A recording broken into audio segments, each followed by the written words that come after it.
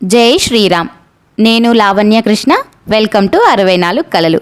Last Sunday big bull టెంపుల్కి వెళ్ళామని ముందటి వీడియోలో చెప్పాను కదా. ఆ వీడియోలో పక్కనే ఉన్న దొడ్డ గణపతి టెంపుల్ చూపించాను. ఇప్పుడు ఈ బిగ్ బుల్ టెంపుల్ చూపించబోతున్నాను. అలాగే ఈ గుడి వెనుకున్న చరిత్ర ఏంటో కూడా తెలుసుకుందాము. దొడ్డ గణపతి ఆలయానికి పక్కనే ఉన్న ఈ బసవన గుడికి ఎంట్రెన్స్లో మెట్లకి అటూ ఇటూ రెండు వైపులా రెండు పెద్ద కొమ్ముల ఆకారం కట్టి ఉంది. దాదాపు 20-30 మెట్లు ఎక్కి పైకి వెళ్ళాలి. మెట్లకు ఒకవైపు రోడ్డు ఉంటే మరొక వైపు ఇలా కొన్ని సెట్టింగ్స్ వేసి ఉన్నాయి. మన హైదరాబాద్లో శిల్పారామంలో విలేజ్ థీమ్ వేసి ఉంది కదా, అలా అనుకున్నాను. ఇక్కడ వీళ్ళు ఏదో అమ్ముతున్నట్లు, కొంతమంది వచ్చి కొనుక్కుంటున్నట్లు అర్థమవుతుంది. కానీ దాని పూర్తి వివరం ఏంటి అనేది తెలియలేదు. ప్రపంచంలోనే అతి పెద్ద నంది కలిగిన ఈ గుడి 500 ఏళ్ల నాటి చరిత్ర కలిగినది.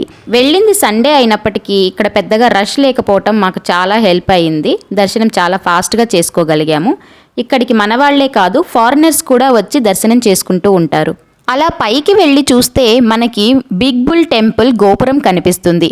ఆ గుడికి ముందు పార్కింగ్, షాపింగ్స్కి ఇలా మంచిగా ప్లేస్ కూడా ఉంది.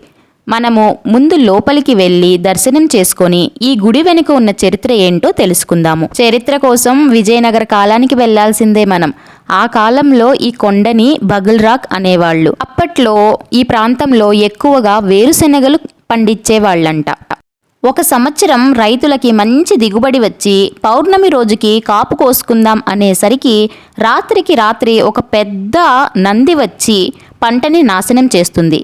మరుసటి రోజు అది చూసిన రైతులు బాధపడి ఇలా ఎవరు చేశారో తెలుసుకోవడానికి ఒక కాపలాదారిని పెడతారు.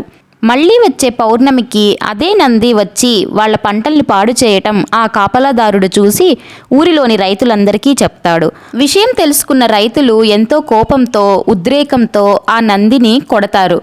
అప్పుడు ఆ నంది అక్కడికక్కడే శిలై రోజు రోజుకి పెరగసాగుతుంది.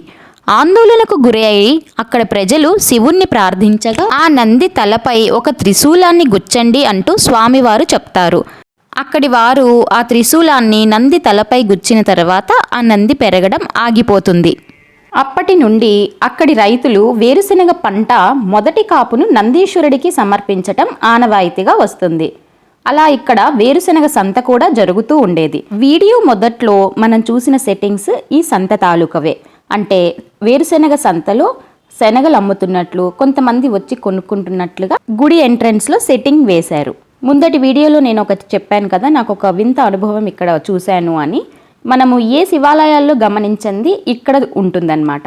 ప్రతి శివాలయాల్లో జనరల్గా శివుడికి ఎదురుగా నంది శివుణ్ణి చూస్తూ కూర్చుంటున్నట్టుగా ఉంటుంది. కానీ ఇక్కడ నంది వెనుక భాగంలో శివుణ్ణి ప్రతిష్ఠించటం జరిగింది. కెంపేగౌడ కాలంలోనే ఈ మందిరాన్ని కట్టినట్టుగా చరిత్ర చెబుతుంది. అంతేకాదు ఏ శివాలయాల్లో అయినా, ఈ నందీశ్వరుడి గుడిలో అయినా ప్రదోష వేళ చేసే పూజకి చాలా ప్రాముఖ్యత ఉంది. ఇక్కడ చాలా ప్రత్యేకంగా ప్రదోష పూజలు కూడా జరుపుతూ ఉంటారు. ఈ గుడి ప్రత్యేకత ఏంటంటే ఉదయం నుంచి సాయంత్రం 8 గంటల వరకు కూడా గుడి తెరిచే ఉంటుంది. మధ్యాహ్నం ఏమీ క్లోజ్ చేయరు.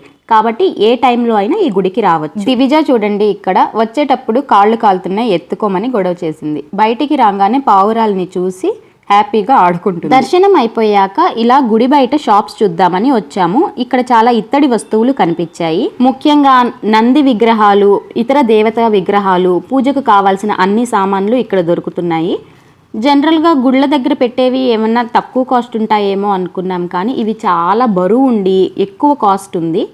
క్వాలిటీ కూడా అలాగే ఉంది. ఇది చూడండి, బాబా కోసం ఒక పీఠం ఏదన్నా కొందాం అనుకున్నాను. ఇంత చిన్నది బరువుగా ఉంది, బట్ ఇది 850 అంట. దాన్ని పక్కన పెట్టేసి మిగతా షాప్స్ అన్నీ చూసుకుంటూ వచ్చాము. ఈ బొమ్మలు ఇవన్నీ చూస్తే దివిజ ఊరుకుంటుందా? ఒక్కటేమైనా బొమ్మలు కావాలని గొడవ, ఏడుపు. దాన్ని ఎలా డైవర్ట్ చేసామంటే చివరికి ఇంకా దానిలాగా మేము యాక్ట్ చేసి మరీ డైవర్ట్ చేయాల్సి వచ్చింది. ఇక్కడ మట్టితో చేసిన బొమ్మలు కూడా ఉన్నాయి. దివిజన్ ఎలా డైవర్ట్ చేశామో అని చూసే ముందు మన ఛానల్ని సబ్స్క్రైబ్ చేసుకొని వీడియోకి లైక్ కొట్టండి. ఫ్యామిలీ అండ్ ఫ్రెండ్స్కి కూడా షేర్ చేయండి. బెంగళూరు చుట్టుపక్కల ఉన్న వాళ్ళైతే తప్పకుండా దీన్ని విజిట్ చేయండి.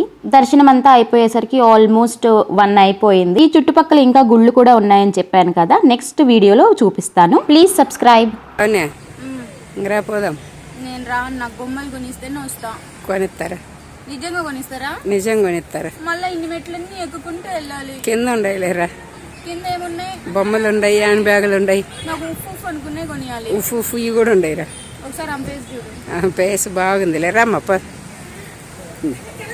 దివిజకి ఏం చేయాలో అర్థం కాక షాక్ అయిపోయి నించుండిపోయింది ఏడుపు ఆపేసి.